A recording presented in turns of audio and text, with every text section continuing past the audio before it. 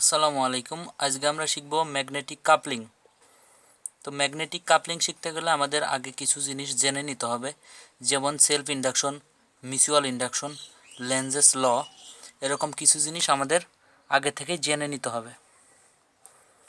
তো আমরা প্রথমেই সেলফ ইন্ডাকশনটা একটু জেনে নিব। তো সেলফ ইন্ডাকশন জানার আগে আরেকটা ইনফরমেশন দিয়ে দিতে চাই, সেটা হচ্ছে যদি কোনো পরিবাহীর মধ্য দিয়ে কারেন্ট প্রবাহিত হয়, তাহলে ওই কারেন্টের দরুন এই পরিবাহীর চারপাশ দিয়ে একটা চৌম্বক ফ্লাক্স তৈরি হয়। সেটা হোক একটা পরিবাহীর মধ্য দিয়ে, হোক একটা কয়েলের মধ্য দিয়ে, যে কোনো পরিবাহী বা কয়েলের মধ্য দিয়ে যদি বিদ্যুৎ প্রবাহিত হয়, তাহলে ওই কয়েল বা পরিবাহীর চারপাশ দিয়ে এরকম চৌম্বক ফ্লাক্স তৈরি হয়। তো এবার আমরা সেলফ ইন্ডাকশন সম্পর্কে একটু জেনে নেব। সেলফ ইন্ডাকশনে কী বলা হয়েছে, যে যখন কোনো বদ্ধ কুণ্ডলীর মধ্য দিয়ে তড়িৎ প্রবাহিত হয়, তখন এই প্রবাহ চৌম্বক ক্ষেত্র উৎপন্ন করে এবং কুণ্ডলী নিজে ওই চৌম্বক ক্ষেত্ররেখার দ্বারা জড়িত হয়ে পড়ে। কাজেই ওই কুণ্ডলীতে তড়িৎ প্রবাহ মাত্রার পরিবর্তন ঘটলে কুণ্ডলীর সাথে জড়িত বা কুণ্ডলী দিয়ে অতিক্রমকারী চৌম্বক ক্ষেত্ররেখারও পরিবর্তন ঘটে এবং কুণ্ডলীতে আবিষ্ট তড়িৎচালক শক্তির উদ্ভব হয়, যা মূল তড়িৎ প্রবাহের এই পরিবর্তনকে বাধা দেয়। একে সেলফ ইন্ডাকশন বলে। তো আমরা এবার একটু সার্কিট থেকে বুঝে নেব যে এইখানে একটা সার্কিট আছে। এই সার্কিটে এই প্রান্ত থেকে কারেন্ট প্রবাহিত হইতে হইতে এখানে একটা কয়েল আছে। কয়েলের মধ্য দিয়ে যখন কারেন্ট প্রবাহিত হবে, তখন এই কয়েল এই কারেন্টের দরুন এই কয়েলের চারপাশে, আমি আগেই বলেছি, কোনো কয়েলের মধ্য দিয়ে কারেন্ট প্রবাহিত হইলে সেই কয়েলের চারপাশে একটা চৌম্বক ফ্লাক্স তৈরি হয়, চৌম্বক ক্ষেত্র তৈরি হয়। তো যখন এর মধ্যে দিয়ে কারেন্ট প্রবাহিত হচ্ছে, তখন এই কয়েলের চারপাশে একটা চৌম্বক ক্ষেত্র তৈরি হচ্ছে। তো এইখান থেকে কারেন্টের মানের পরিবর্তন হইলে এইখানে এই কয়েলের চারপাশে চৌম্বক ক্ষেত্রেরও পরিবর্তন হবে। আর কোনো কুণ্ডলীর উপর যদি চৌম্বক ক্ষেত্রের মানের পরিবর্তন হতে থাকে, তাহলে সেই কয়েলে কিছু ভোল্টেজ ইনডিউসড হয়। তো ওই ভোল্টেজের দরুন এইখানে একটা কারেন্ট উৎপন্ন হয়, যে এই কারেন্টের পরিবর্তনকে বাধা দেয়। ঠিক আছে। তো সেলফ ইন্ডাকশন আমরা জিনিসটা কি বুঝলাম, যে এইখান থেকে যে কারেন্টটা যাবে, এই কারেন্ট যাওয়ার ফলে এই কয়েলের মধ্যে একটা ভোল্টেজ জেনারেট হবে। সেই ভোল্টেজটা আসলে এই যে কারেন্ট, এই কারেন্টের পরিবর্তনটাকে বাধা দিবে। এটা আসলে সেলফ ইন্ডাকশন।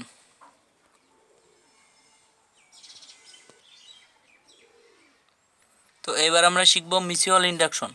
মিউচুয়াল ইন্ডাকশনটা আসলে পারস্পরিক আবেশ, মানে এই যে দুইটা পাশাপাশি যদি এরকম কয়েল থাকে, এই কয়েলের মধ্যে কোনো ইলেকট্রিক্যালি কোনো কানেকশন নাই, এইখানে একটা এয়ার গ্যাপ আছে। তো এইখানে এই এটা একটা ব্যাটারি। তো এই ব্যাটারি বা এই সোর্স থেকে এই কয়েলের মধ্যে দিয়ে কারেন্ট প্রবাহিত হবে।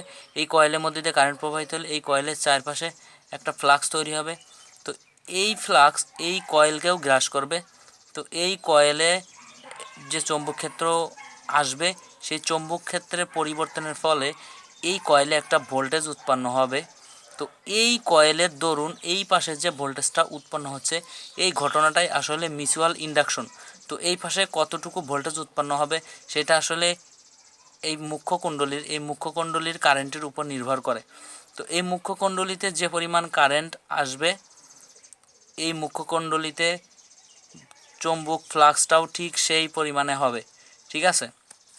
তো এইখানে এই পাশের সেকেন্ডারি কুণ্ডলীতে যে ভোল্টেজটা উৎপন্ন হবে, সেটা আসলে এই মুখ্য কুণ্ডলীর কারেন্টের পরিবর্তনের হারের সমানুপাতিক। তো আমরা ইকুয়েশন লিখতে পারি ই সমানুপাতিক di/dt। তো এই কারেন্টের পরিবর্তনের হারের সমানুপাতিকটা হচ্ছে সেকেন্ডারিতে যে ভোল্টেজ উৎপন্ন হবে সেই ভোল্টেজ। তা আমরা আরেকভাবে বলতে পারি ই সমানুপাতিক d∅/dt। d∅/dt আসলে হচ্ছে ফ্লাক্সের পরিবর্তনের হার। তো এইখানে কারেন্টের মানের পরিবর্তন হইলে এর মধ্যে দিয়ে যে হারে কারেন্ট যাবে, ঠিক সেই হারেই এর মধ্যে দিয়ে ফ্লাক্স উৎপন্ন হবে। তো এখানে কারেন্টের মানের পরিবর্তন হলে এখানে ফ্লাক্সেরও মানের পরিবর্তন হবে। আর এই ফ্লাক্সের মানের পরিবর্তন হওয়ার সাথে সাথে সেকেন্ডারিতে একটা ভোল্টেজ উৎপন্ন হবে। এটা আসলে মিউচুয়াল ইন্ডাকশনের প্রভাবে যে ভোল্টেজটা তৈরি হবে, সেই ভোল্টেজ। যে মিউচুয়াল ইন্ডাকশনের সংজ্ঞাটা আসলে এরকম, যে মুখ্য বর্তনীতে অসম তড়িৎ প্রবাহের ফলে, এইখানে আসলে তড়িৎ প্রবাহের যদি পরিবর্তন না হয়, এখানে যদি তড়িৎ প্রবাহের কোনো পরিবর্তন না হয়, এখানে ফ্লাক্সেরও কোনো পরিবর্তন হবে না। আর ফ্লাক্সের পরিবর্তন না হলে আসলে সেকেন্ডারিতে কোনো ভোল্টেজ উৎপন্ন হবে না। এই জন্য সংজ্ঞাতে এরকম বলা আছে যে মুখ্য বর্তনীতে অসম তড়িৎ প্রবাহের ফলে গৌণ কুণ্ডলীতে যে তড়িৎ চৌম্বক আবেশ ঘটে তাকে মিউচুয়াল ইন্ডাকশন বলে। মানে প্রাইমারিতে কারেন্টের মানের পরিবর্তন ঘটতে হবে এবং সেই পরিবর্তনের ফলে এই প্রাইমারি কয়েলের চারপাশে ফ্লাক্সের পরিবর্তন ঘটতে হবে এবং সেই ফ্লাক্সের পরিবর্তনের কারণে সেকেন্ডারিতে যে ভোল্টেজটা উৎপন্ন হবে সেটাই আসলে ই। এই শর্তটা আসলে মিউচুয়াল ইন্ডাকশন, সেলফ ইন্ডাকশন দুইজনের ক্ষেত্রেই প্রযোজ্য, যে এইখান দিয়ে কোনো কয়েলের মধ্য দিয়ে যদি কারেন্টের মানের পরিবর্তন না হয় তাহলে সেই কয়েলের চারপাশে ফ্লাক্সেরও পরিবর্তন হবে না, আর ফ্লাক্সের পরিবর্তন না হলে সেই কয়েলে কোনো ভোল্টেজ ইনডিউসড হবে না। এই জন্য সেলফ ইন্ডাকশন বা মিউচুয়াল ইন্ডাকশন দুইটার ক্ষেত্রে মনে রাখতে হবে আমাদের এই কারেন্টটা যে মুখ্য কয়েলের মধ্যে দিয়ে যে কারেন্টটা যাবে এটা অবশ্যই পরিবর্তনশীল কারেন্ট হইতে হবে। তো কারেন্টের মান পরিবর্তন হইলেই কেবল এইখানে ফ্লাক্সের পরিবর্তন হবে এবং এইখানে ফ্লাক্সের পরিবর্তন হইলেই এই কয়েলগুলোতে ভোল্টেজ ইনডিউসড হবে। যদি মিউচুয়াল ইন্ডাকশন হয় তাহলে প্রাইমারি কয়েলের চৌম্বক ফ্লাক্সের পরিবর্তনের দরুন সেকেন্ডারি কয়েলে ভোল্টেজ উৎপন্ন হবে, আর যদি সেলফ ইন্ডাকশন হয় তাহলে ওই কয়েলের মধ্য দিয়েই কারেন্টের পরিবর্তনের ফলে ওই কয়েলের মধ্যেই ফ্লাক্সের পরিবর্তন হবে এবং ওই কয়েলেই ভোল্টেজ উৎপন্ন হবে। তো এখন আমরা লেনজেস লটা আমরা একটু জেনে নেব।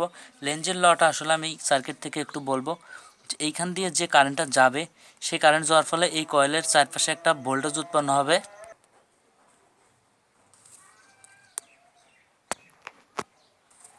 এখানে ভোল্টেজ উৎপন্ন হবে, এই ভোল্টেজের জন্য এখানে একটা কারেন্ট উৎপন্ন হবে, সেই কারেন্টটা আসলে এই মূল কারেন্টের বিপরীত।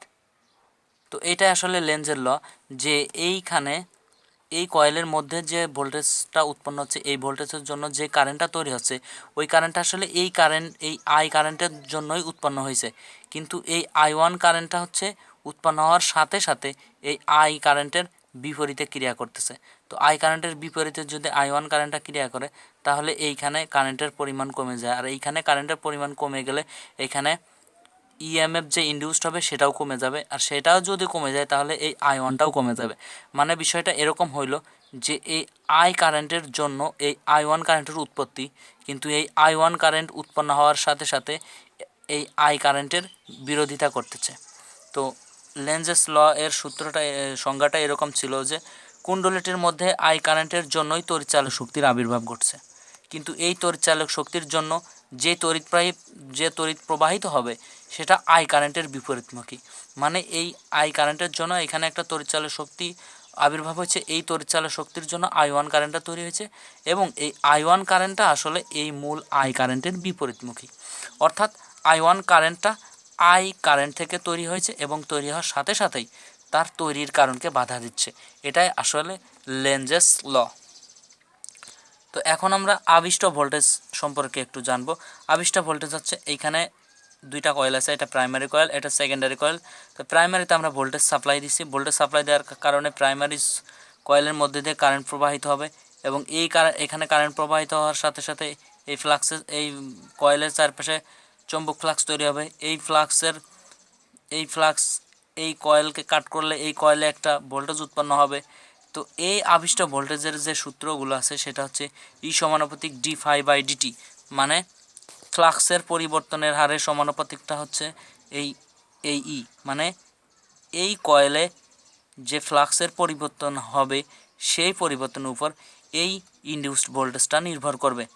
তো এটার আরও সূত্র আছে ই সমানুপাতিক di/dt, মানে এই মুখ্য কুণ্ডলীতে কারেন্টের মানের পরিবর্তনের হারের সাথে সাথে এই ই এর একটা সম্পর্ক আছে। তো আমরা এটাকে সূত্রে কনভার্ট করলে ই সমানুপাতিক d∅/dt থেকে আমরা পাচ্ছি এখানে সমানুপাতিক টার্ম উঠাই দিলে এখানে একটা n, এটা আসলে টার্ন সংখ্যা, তো আমরা লিখতে পারি ই সমান n d∅/dt এবং এইখানে ই সমানুপাতিক di/dt, এইখান থেকে আমরা আসলে পাচ্ছি ই সমানুপাতিক l di/dt, মানে ই সমানুপাতিক di/dt থেকে পাচ্ছি ই সমানুপাতিক সমান l di/dt। এই এলটা আসলে সেলফ ইন্ডাকটেন্স। তো লেন্সের সূত্র থেকে আমরা যে জিনিসটা জানছিলাম সেটা হচ্ছে যে আবিষ্ট কারেন্টটা হচ্ছে মূল কারেন্টের বিপরীতমুখী, এই জন্য লেন্সের সূত্র থেকে আমরা এখানে একটা মাইনাস চিহ্ন পেয়েছি। তো ই সমানুপাতিক মাইনাস d∅/dt, এখান থেকে আমরা পাই ই সমান সমান মাইনাস এন d∅/dt, এবং ই সমানুপাতিক মাইনাস di/dt, এখান থেকে আমরা পাই ই সমান সমান মাইনাস এল di/dt। তো এর ই সমান এইটা এবং ই সমান এইটা, তো আমরা লিখতে পারি যে এইটা সমান সমান এইটা। তো এ আমরা লিখে দিলাম মাইনাস n1 d∅1/dt সমান সমান মাইনাস l1 di1/dt। তো এখান থেকে আমরা মাইনাস মাইনাস ক্যান্সেল আউট করে দিছি, করে দেওয়ার পরে উভয় পক্ষ থেকে d/dt তুলে দিছি। তো আমরা এখান থেকে পাইছি l1 i1 সমান n1 ∅1।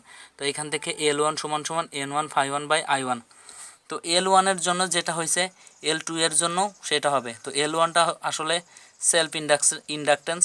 তো l2 এর জন্য আমরা হিসাবটা সেমই আসবে। সিমিলারলি l2 সমান সমান যেখানে 1 আছে এখানে জাস্ট 2 বসে যাবে, যে l1 সমান n1 ∅1/i1, এই জন্য l2 সমান সমান n2 ∅2/i2। তো এইখানে আমরা যে সার্কিটটা আছে সেটা হচ্ছে এই কোনো কয়েলের মধ্যে দিয়ে যদি কারেন্ট যায়, কারেন্ট গেলে এইখানে যে কারেন্টের পরিবর্তন হবে সেটা আসলে di/dt, এবং কারেন্টের পরিবর্তন ফলে এখানে যে ফ্লাক্সের পরিবর্তন হবে সেটা আসলে d∅/dt। তো l1টা সেলফ ইন্ডাকটেন্স, l2টাও সেলফ ইন্ডাকটেন্স। তো এবার আমরা একটা ম্যাগনেটিক কাপলিং সার্কিট দেখব। সেটা হচ্ছে এখানে দুইটা কয়েল আছে, এটা মুখ্য কয়েল, এটা গৌণ কয়েল। তো মুখ্য কয়েলের মধ্যে যে ফ্লাক্সটা আছে সেটা আসলে এর সেলফ ফ্লাক্স, আর এই সেলফ ফ্লাক্স মানে এই কুণ্ডলীর জন্য যে ফ্লাক্সটা হচ্ছে সেটা ∅11, আর এই কুণ্ডলীর জন্য এই সেকেন্ডারি কুণ্ডলীতে যে ফ্লাক্সটা যাচ্ছে সেটা হচ্ছে ∅12। মানে 1 নম্বর কয়েলের জন্য 2 নম্বর কয়েলের যে ফ্লাক্সটা যাচ্ছে সেটা আসলে ∅12, এটা মিউচুয়াল ফ্লাক্স। আর এই 1 নম্বর কয়েলের জন্য 1 নম্বর কয়েলের যে পরিমাণ ফ্লাক্স আছে সেটা আসলে সেলফ ফ্লাক্স। তো ∅11টা সেলফ ফ্লাক্স এবং ∅12 হচ্ছে মিউচুয়াল ফ্লাক্স। তো এই প্রথম কয়েলের জন্য যে পরিমাণ ফ্লাক্সটা হচ্ছে সেটা সমান হচ্ছিল ∅11 যোগ ∅12, মানে এটা হচ্ছে সেলফ ফ্লাক্স যোগ মিউচুয়াল ফ্লাক্স। এইটা আর দুইটা যোগ করলে আসলে এই প্রথম কয়েলের মোট ফ্লাক্সের পরিমাণটা আমরা পেয়ে যাচ্ছি। তো সেকেন্ডারি কয়েলে V2 যে ভোল্টেজটা ইনডিউসড হবে সেই ভোল্টেজটা আসলে আমরা এরকম লিখতে পারি মাইনাস এম di/dt। এমটা আসলে মিউচুয়াল ফ্লাক্স মানে মিউচুয়াল ইন্ডাকটেন্স। তারপরে আমরা V2 সমান আরও একটা জিনিস লিখতে পারি, সেটা হচ্ছে মাইনাস n2 d∅12/dt। আসলে সূত্রটা এরকম ছিল যে মাইনাস n d∅/dt। তো এখানে আমরা ∅12 কেন লিখলাম? তো কারণ হচ্ছে আমরা V2 হিসাব করতেছি, V2 মানে এই সেকেন্ডারি কয়েলে কত ভোল্টেজ ইনডিউসড হবে সেটা। তো সেকেন্ডারি কয়েলে আসলে ফ্লাক্স আসতেছে কত সেটা। তো সেকেন্ডারি কয়েলে ফ্লাক্স আসতেছে হচ্ছে এই প্রথম কয়েলের দরুন সেকেন্ডারি কয়েলে যে ফ্লাক্স আসতেছে তার পরিমাণ হলো ∅12। এই জন্য আমরা এখানে এর বদলে ∅12 ইউজ করছি। তো V2 সমান এইটা, V2 সমান এইটা, তো আমরা এই দুইটাকে সমান লিখতে পারি। সমান লিখছি, মাইনাস মাইনাস ক্যান্সেল আউট করে দিছি, উভয় পক্ষ থেকে d/dt তুলে দিছি। তো mi1 সমান সমান n2 ∅12। তো এইখান থেকে আমরা m সমান সমান পাইলাম n2 ∅12/i1। এটা আসলে এর এককটা হেনরি, এই এমটা আসলে মিউচুয়াল ইন্ডাকটেন্স। তো আমরা সিমিলারলি আরেকটা সার্কিট দেখতে পারি। এই সার্কিটে যেমন আমরা এই পাশ দিয়ে কারেন্টকে প্রবেশ করাইছি, তো সেম আমরা এর ঠিক বিপরীতে একটা সার্কিট দেখতে পারি এই পাশ থেকে যদি আমরা কারেন্ট প্রবেশ করাই। তো এটা হচ্ছে এটা ছিল 1 নম্বর কয়েল, এটা 2 নম্বর কয়েল। তো 2 নম্বর কয়েলের মধ্যে যে পরিমাণ ফ্লাক্স থাকবে সেটা আসলে ∅22, মানে 2 নম্বর কয়েলেরই ফ্লাক্স। আর এই 2 নম্বর কয়েলের জন্য 1 নম্বর কয়েলে যে পরিমাণ ফ্লাক্স যাবে সেটা হচ্ছে ∅21, মানে 2 নম্বর কয়েলের সাপেক্ষে 1 নম্বর কয়েলের ফ্লাক্স, এটা আসলে ∅21। তো আমরা এখন এই 2 নম্বর কয়েলের মোট ফ্লাক্স হিসাব করতে পারি, সেটা হচ্ছে এর নিজের ফ্লাক্স যেটা হলো সেলফ ইন্ডাকটেন্স, আর আরেকটা হচ্ছে এই ফ্লাক্সের ধরুন এই দ্বিতীয় কয়েলের যে ফ্লাক্স সেইটা, তো সেটা হচ্ছে ∅21। তো ∅2 সমান সমান আমরা মোট হিসাব করে পাই ∅22 যোগ ∅21। তো এই ক্ষেত্রে যদি আমরা এম এর মানটা সিমিলারলি এইভাবে হিসাব করতাম তাহলে আমরা পেয়ে যেতাম n1 ∅21/i2, এটা হেনরি। তো আমরা এটাকে 1 নম্বর সমীকরণ এবং এটাকে 2 নম্বর সমীকরণ দিয়ে আমরা 1 আর 2 নম্বর সমীকরণ যদি গুণ করে দিই তাহলে am আর am এই দুইটা গুণ করে m² আর এই টার্ম আর এই টার্ম এই দুইটা গুণ আকারেই থেকে গেল। তো এবার আমাদের একটা টার্ম জানতে হবে, সেটা হচ্ছে কেটা হচ্ছে কোএফিসিয়েন্ট অফ কাপলিং, মানে কাপলিংয়ের কোএফিসিয়েন্ট। সেটা আসলে কি, যে টোটাল ফ্লাক্সের কতটুকু ফ্লাক্স মিউচুয়াল ফ্লাক্স হচ্ছে সেটা, যে কে সমান সমান ∅12 ফাই ওয়ান, মানে টোটাল ফ্লাক্স যদি ফাই ওয়ান হয় আর ফাই ওয়ান টু যদি হয় মিউচুয়াল ফ্লাক্স, তাহলে সেটাই আসলে কে এর মান। তো প্রথম সার্কিটের জন্য কে এর মান কি, টোটাল ফ্লাক্স ফাই ওয়ান, আর প্রথম সার্কিটের জন্য মিউচুয়াল ফ্লাক্স ছিল ফাই ওয়ান টু। তো প্রথম সার্কিটের জন্য কে এর মান হচ্ছে phi one two by phi one, আর দ্বিতীয় সার্কিটে মোট ফ্লাক্স ছিল ফাই টু আর মিউচুয়াল ফ্লাক্স ছিল ফাই টু ওয়ান। তো দ্বিতীয় সার্কিটের জন্য আমরা কে এর মান পাই phi two one by phi two. তো এটা আসলে mutual flux by total flux, এটা কে, এই কেটা আসলে হচ্ছে কোএফিসিয়েন্ট অফ কাপলিং। তো যদি এই কোএফিসিয়েন্ট অফ কাপলিংয়ের মান শূন্য হয়, তার মানে মিউচুয়াল ফ্লাক্স শূন্য, কারণ কে সমান সমান mutual flux by total flux. তো মিউচুয়াল ফ্লাক্স শূন্য মানে শূন্য বাই সামথিং সমান সমান শূন্য, এই জন্য কে এর মান শূন্য হইলে মিউচুয়াল ফ্লাক্সের মান শূন্য হয়, অর্থাৎ আইসোলেটেড কয়েল, মানে এক কয়েলের সাথে আর এক কয়েলের কোনো সামঞ্জস্য নাই, কোনো সম্পর্ক নাই। আর যদি কে সমান ওয়ান হয়, তার মানে ম্যাক্সিমাম মিউচুয়াল ফ্লাক্স হবে, তার মানে কাপলিং কোএফিসিয়েন্ট অফ কাপলিংয়ের মান সর্বোচ্চ হয়। তো আমরা 3 নম্বর সমীকরণ থেকে একটা ইকুয়েশন পেয়েছিলাম, সেটা হচ্ছে এম স্কোয়ার সমান সমান N one phi two one গুণ N two phi one two by I one. তো আমরা এই সমীকরণের ডান পাশে উপরে নিচে phi one two phi one phi two phi one phi two উপরে নিচে গুণ করে দিই। গুণ করে দেওয়ার পরে এই সমীকরণটাকে আমরা রিঅ্যারেঞ্জ করব। এখান থেকে এন ওয়ান নিলাম, এখান থেকে ফাই ওয়ান নিলাম, আর এখান থেকে আই ওয়ান নিলাম, নিয়ে একটা সাইড করলাম। এরপরে এখান থেকে এন টু নিলাম, এখান থেকে ফাই টু নিলাম, এখান থেকে আই টু নিলাম, নিয়ে সাইড করলাম। আর আমাদের বাদ থাকলো হচ্ছে phi one two by phi one, আর হচ্ছে phi two one by phi two. এটা জাস্ট আমরা রিঅ্যারেঞ্জ করলাম এই ইকুয়েশনটাকে। তো এখন আমরা যেটা পাচ্ছি এম স্কোয়ার সমান সমান, এটা আসলে এল ওয়ান, এটা এল টু, তো এটাকে এটাওকে, তো আমরা হিসাব করে পাচ্ছি এম স্কোয়ার সমান সমান এল ওয়ান এল টু কে স্কোয়ার।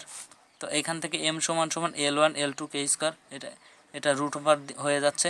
তো এম সমান সমান এই কে স্কোয়ারটা রুটের বাইরে আসলে শুধু K root over L one L two. তো আমরা এম সমান সমান যে সূত্রটা পাইলাম সেটা হচ্ছে K root over L one L two. আচ্ছা, কে এর মান যদি ওয়ান হয় তাহলে ম্যাক্সিমাম ফ্লাক্স হবে, এটা আমরা আগেই বলছি। তো এইখানে যদি কে এর মান ওয়ান হয়, তাহলে এমটা হচ্ছে মিউচুয়াল ইন্ডাকটেন্স। এই মিউচুয়াল ইন্ডাকটেন্সের মানটা কত হবে, কে এর মান ওয়ান বসালে এম সমান সমান root over L one L two, M সমান সমান root over L one L two, যখন এম ম্যাক্সিমাম হয়।